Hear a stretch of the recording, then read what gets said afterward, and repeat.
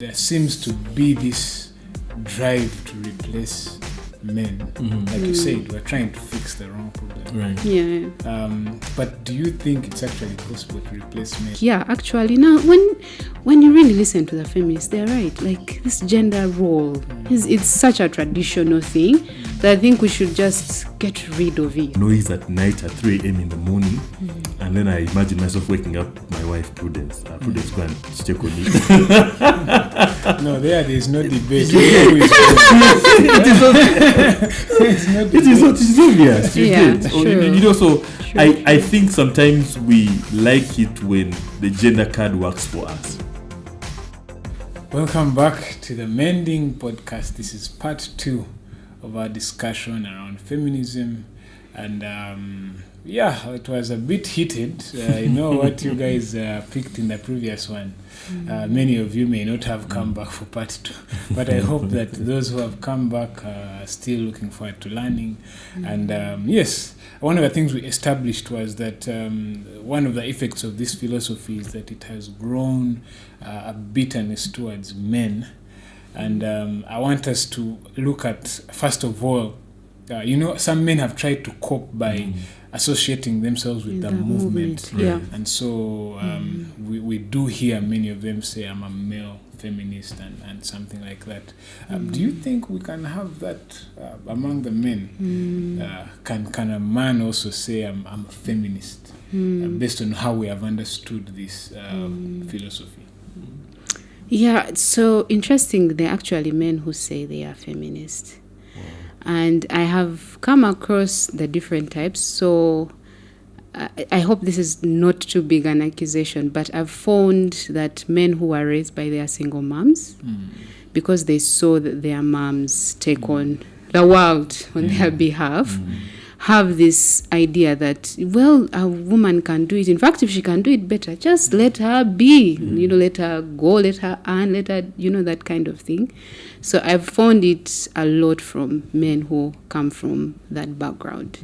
Then there is the type of man who feels like, yeah, actually, now when you really listen to the feminists, they're right. Like this gender role, it's such a traditional thing that I think we should just get rid of it, that a woman should have a pass to whatever she wants to do and, go on with it, So they also, that type of man also feels like the idea that a woman should expect provision, protection, leadership from him is too much of a burden. Even me, I need time out. You get like the whole gender role is traditional. It should be left in the past, so we can switch back and forth.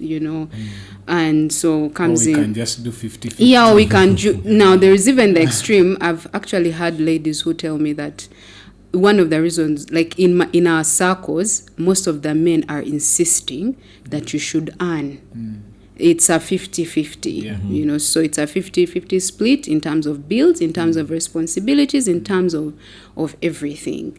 Then there is also the man who is just open to supporting his wife's endeavors, so it doesn't matter if she's earning more money than me. And so sometimes the man is like, there's the sense in which they don't feel the pressure to provide or they just, some people would call them the passive kind of man who just, really depends on the lady's aggression to push the family forward, So you also meet families that have that really dynamic, and I think it's difficult. It's especially when you listen to the children, it's a very difficult dynamic for them to bear or to see, both from the men and the women. So those are the different types of men who I've seen that call themselves feminists. But the interesting example I came across was a gentleman called Warren Farrell. So he's the author of The Myth of Male Power. It's also another good read. And he did get behind the feminist movement. He was, attended most of their conferences, and he was 100%, let's do this. But then he writes the book to correct the excesses of feminism. He writes another book where he's trying to voice out the challenges that men have that women are not listening to. So he tries to balance it out and is pro that both genders should come and talk, because both genders have problems, they have challenges. But then when he started using that approach, the feminists threw him out entirely. Yes, they're losing. Yeah, so he lost, that touch. But then in his book, The Myth of Male Power, he says that feminism did give women options. Yeah. He says that feminism gave women the option of working, one, two, working and staying at home, the combination, or being a stay-at-home. So those are the choices that the woman today has. But he says, unfortunately, men have one choice. Okay, they have three choices: work full-time, work full-time, work full-time. So for him, he suggests, and he brings the whole argument to its conclusion, that men should also have options. So he's for, if a man doesn't feel like earning, maybe a stay-home dad. Yeah. Yes, if she's being aggressive and she can do it, clearly she's. And it's interesting that now the tables have turned. Women are getting a whole lot more opportunities, much more than men.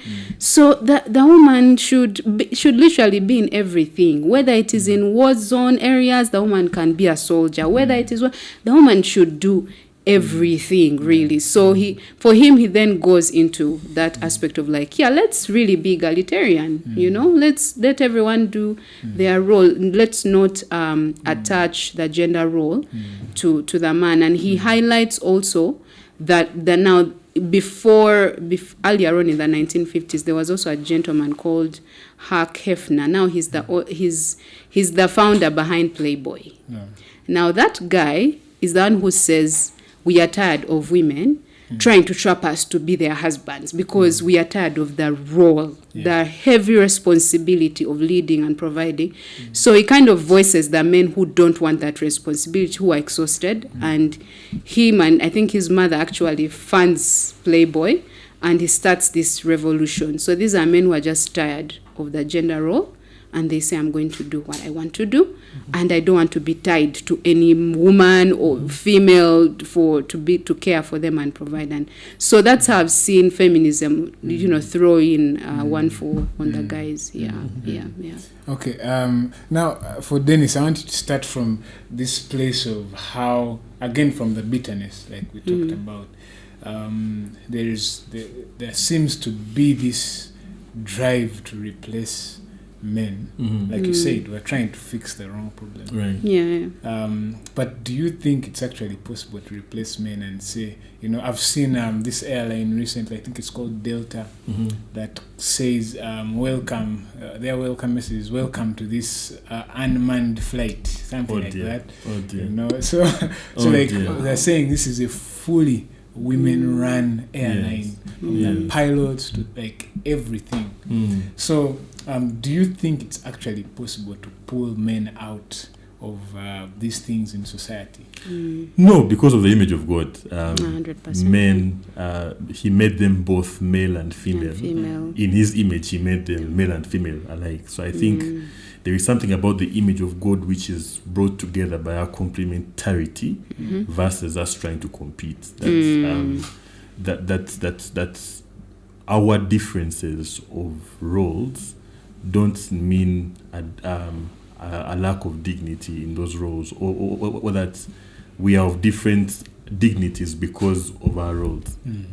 That dignity is dignity. Male and female alike are made after God's image and deserving of dignity and respect, but they are different in their roles. You get it? I think about, a noise at night at 3 a.m. in the morning, and then I imagine myself waking up my wife, Prudence. Prudence, go and check on me.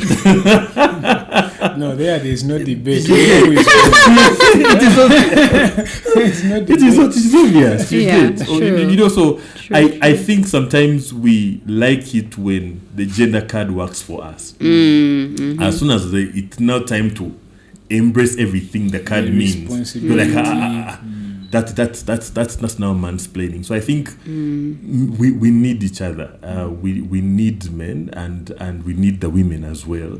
Everybody. I have something here that says women and men are equal recipients of the Holy Spirit, and they are both gifted, equipped, and competent, used by Him. And the God who gives us these abilities and gifts wants us to use them in ways that uphold and express our differences.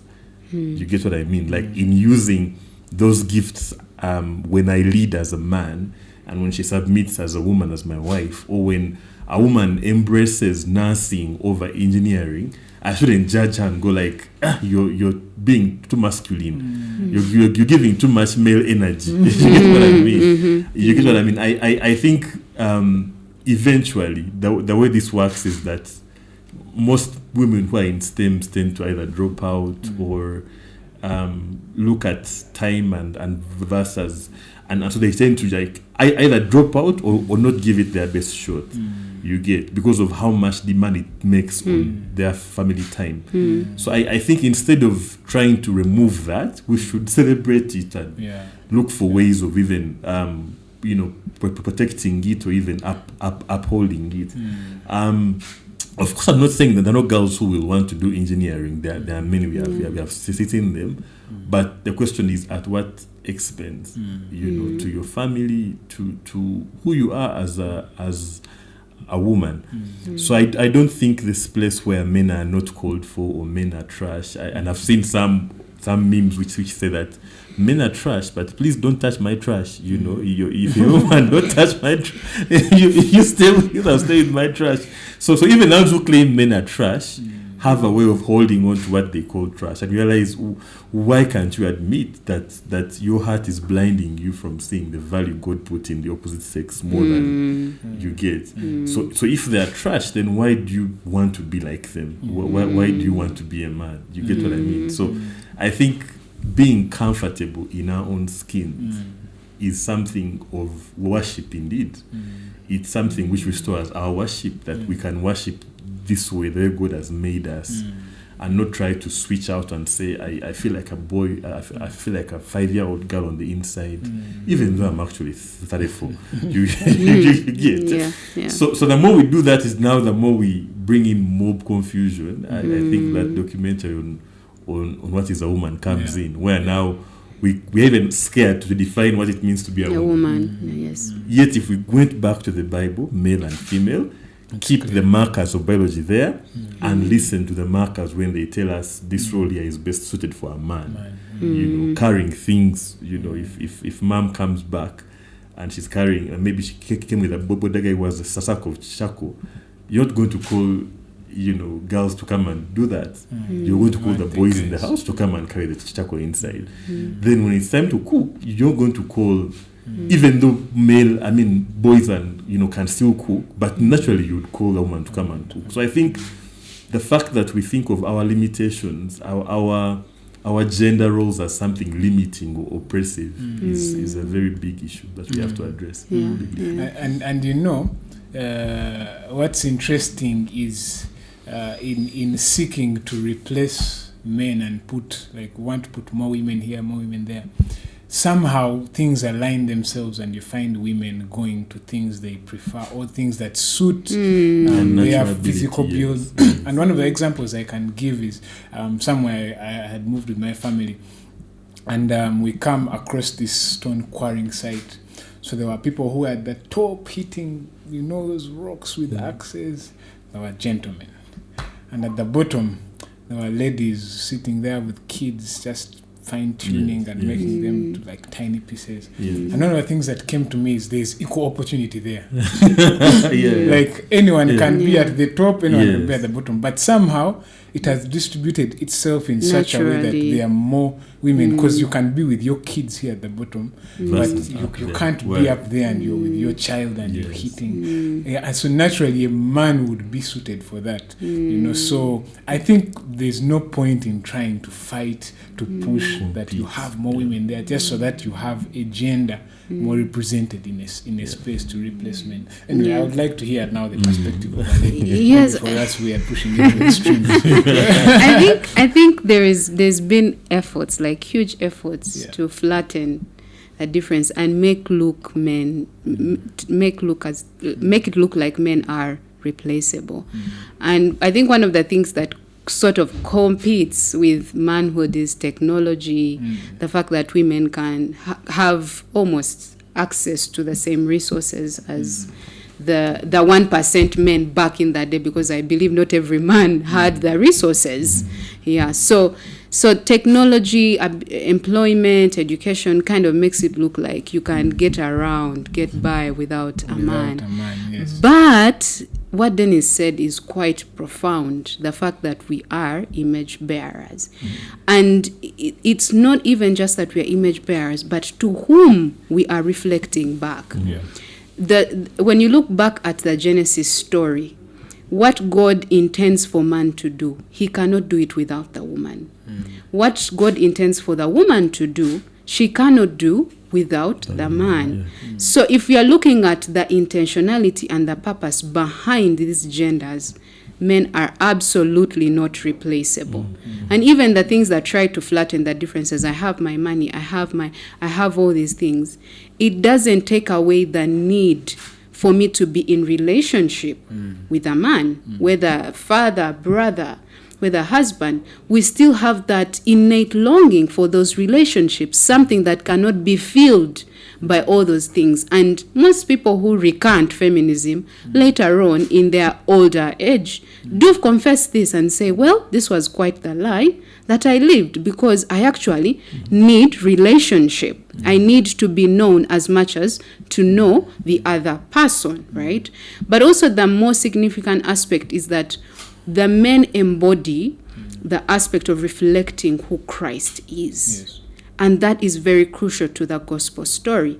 Adam reflects back to the second Adam, who is Christ. Christ reflects back to Adam. So that is something, if all the men in the world disappeared, we will be missing such a big part of the world, such a big part, right? So Christ is reflected in how the man is made. The strength that the man has, much more than the woman. The unique placement to be the authority reflects back to Christ. So those comparisons are what a feminist has to battle with.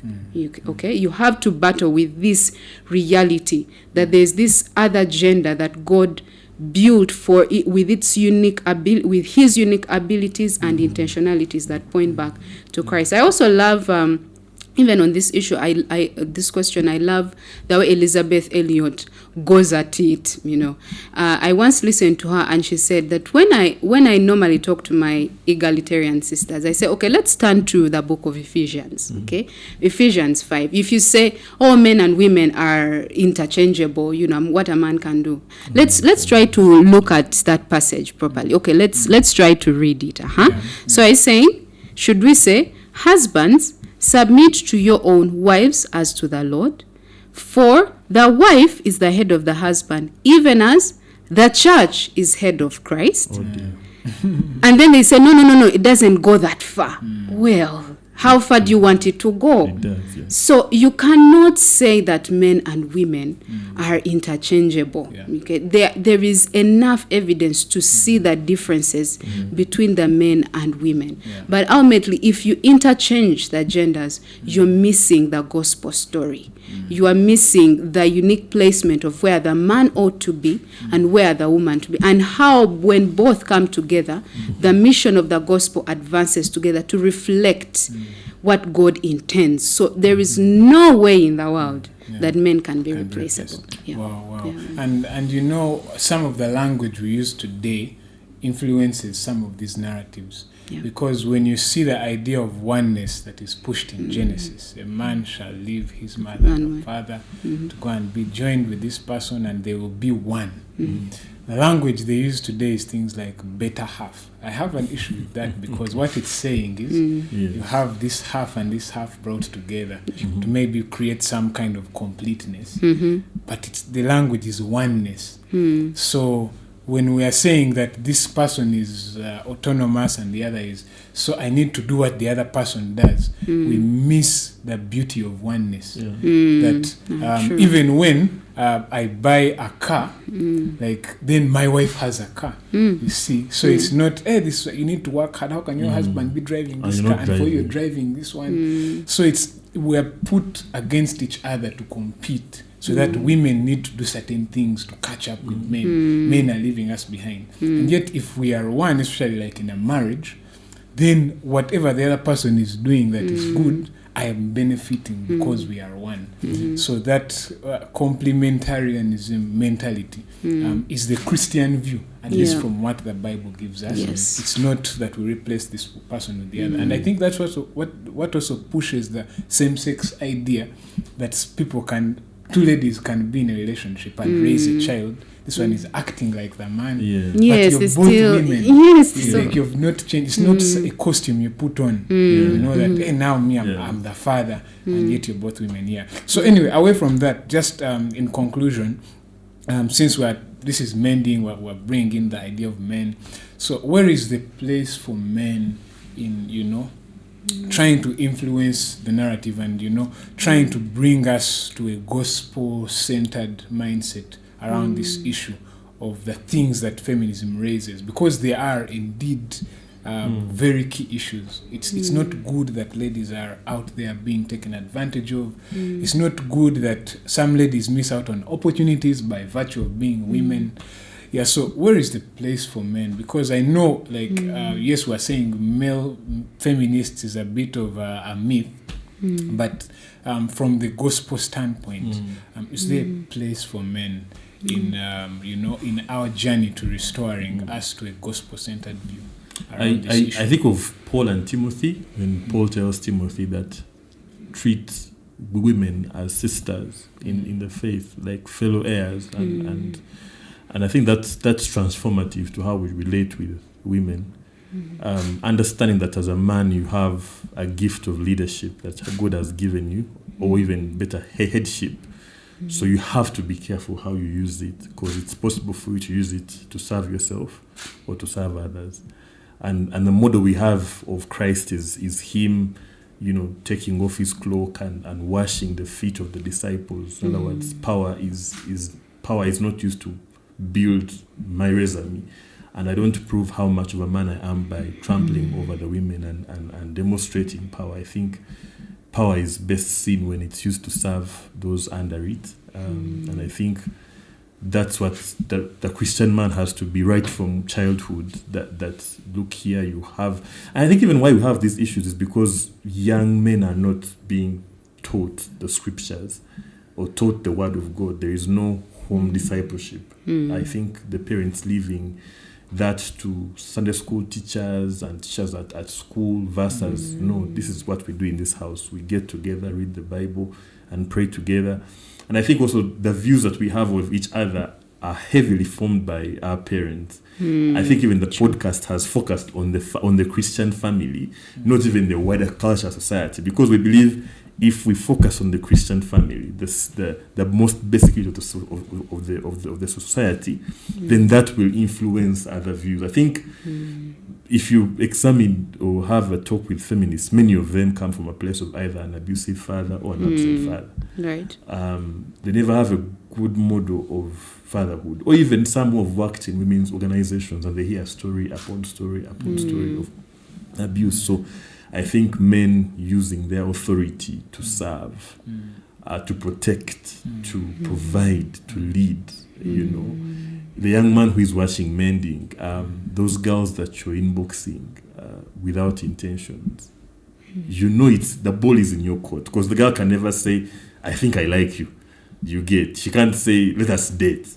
But you, however, can lead her on, can give her opportunities for her to think there's something going on when there's nothing, only for her to conclude. And God forbid she comes from a broken home where she's like, I knew it. I knew where this was going. It wasn't going anywhere. So I think men using their authority and headship to serve, to protect, and to demonstrate what Christ did. That yes, he had this much power, but he was angry when it was time to get angry.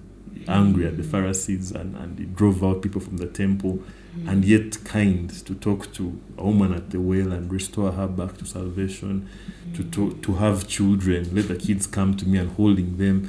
So it is power, but also it is beautiful power. It is power that is safe. Yeah.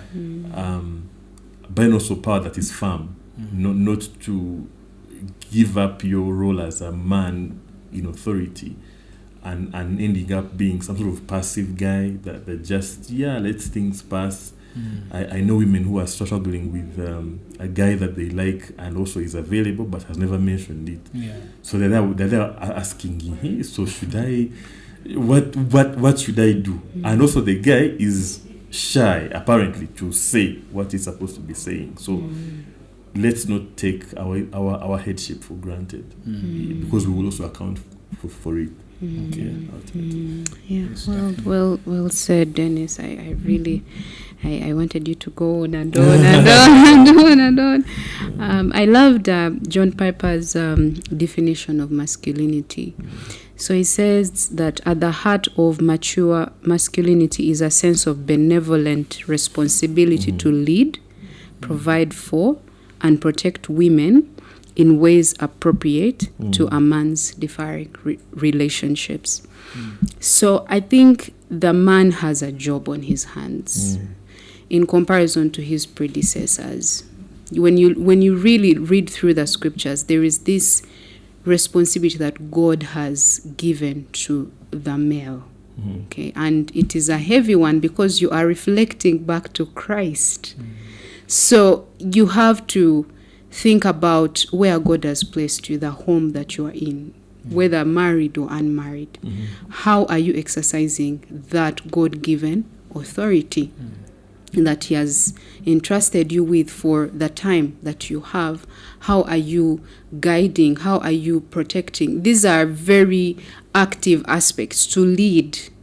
That means you're constantly thinking about the standing of that home. What is the purpose of this marriage? What is the vision for this family?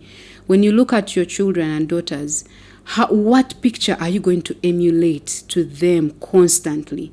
When your friends think about you, what type of man are you being? Like, are you walking in the footsteps of Christ, or are you walking in the footsteps of the culture around us? Because we do indeed live in a broken culture where fatherlessness is in all forms, shapes, and sizes. You know, moving from just men who have absconded their families to he's there, but he's also not there, you know, of like, but in terms of guiding, in terms of leading, in terms of having discipleship, conversations with your children, with your wife about things is not happening. So I think the men need to consider that God has given them such a privilege that they ought to use to reflect back to Christ, because there are things we women cannot do. We need our husbands to really step in. There are things that I really depend on my husband to do, you know, and without that, yes, there are things I can do without him, but I ensure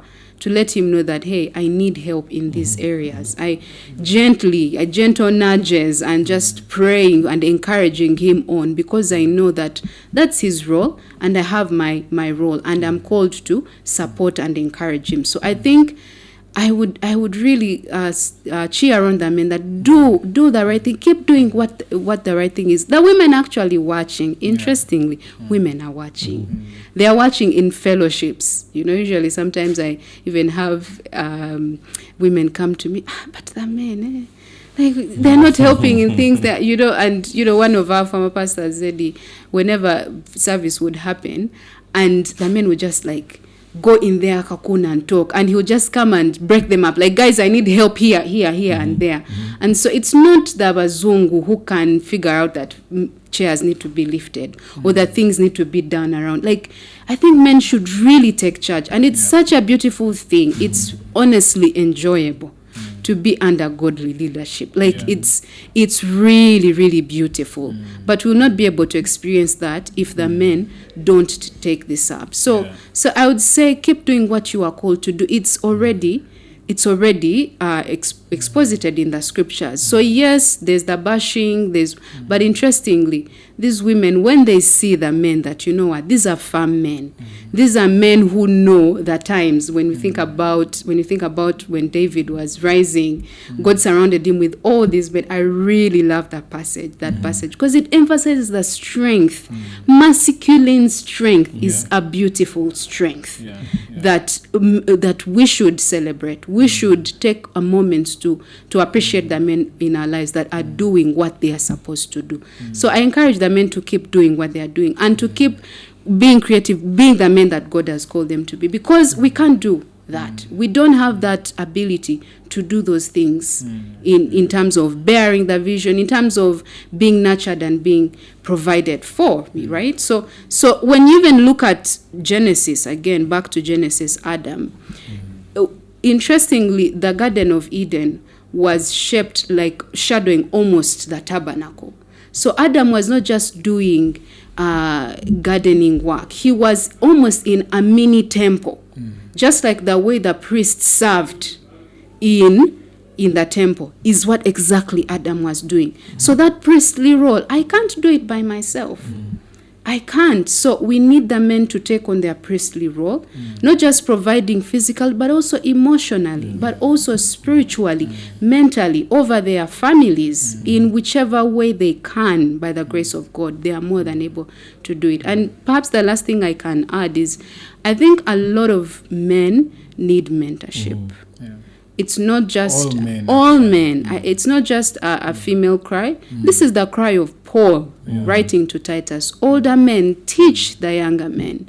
There is no way you'll grow into biblical masculinity if you don't have mentors that you are being accountable to. And most men feel like, no, I'll figure it out. There is this sinful tendency to think that you can figure it out. That, naturally it will come to you. No.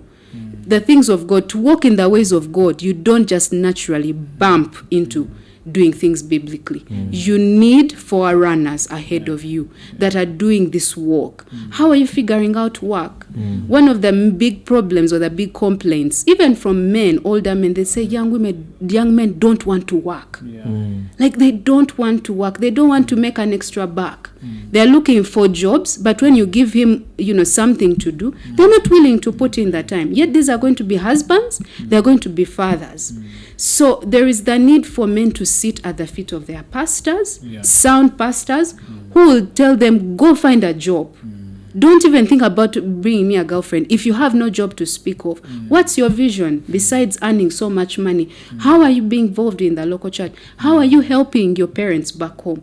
So those are conversations that I think men need to be encouraged into, so that when you get married, God willing, you are already walking that life of accountability. It's not strange when your wife expects that, hey, if you spend so much time at work, kindly send me a phone call or a text and say, hon, I'm delaying, But because there is this thing of like, no, figure it out, you find that even men complain about, how does my wife expect me to tell her all these things? But you are one. And your children are going to be looking up to your behavior. There are so many things we teach our children, not only in speech, but in conduct. So I think there is the necessity for men to look out for biblical mentors in their proximity, where they can say, I am struggling with this. In their men's spaces, where they can be vulnerable, where they can get help with the challenges that they have, figuring out what life looks like at the different stages they are in.